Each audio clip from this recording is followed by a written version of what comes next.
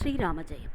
வாசல் தெளித்து கோலம் போடுவது பூமி பூஜையே என்பதை நம் சுவாமிகள் மகா பெரியவா எவ்வாறு விளக்கியுள்ளார் என்பதை பார்ப்போம். ஒருமுறை ஒரு கோட்டீஸ்வர் குடும்பத்தோடு வந்து காஞ்சியில் மகா சுவாமியை வணங்கிவிட்டு தங்கள் குறைகள் நீக்கிட வழி கூறுமாறு வேண்டினர். சில நிமிட மௌனத்திற்கு பின் ஆச்சாரியார், அன்றாடம் அதிகாலையில் வாசலில் நீர் தெளித்து கோலமிடுவது உண்டா என்று கேட்டார். பணக்கார குடும்பத்தினருக்கு ஒரு நொடி சப்பென்று போய்விட்டது.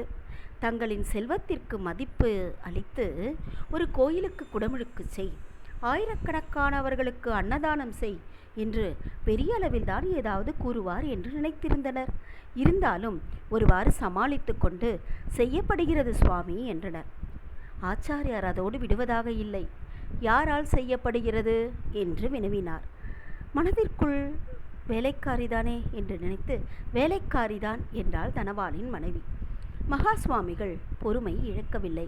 நிதானமாக, பூமி பூஜை செய்த புண்ணியம் வேலைக்காரியை அடைந்துவிட்டது என்றார்.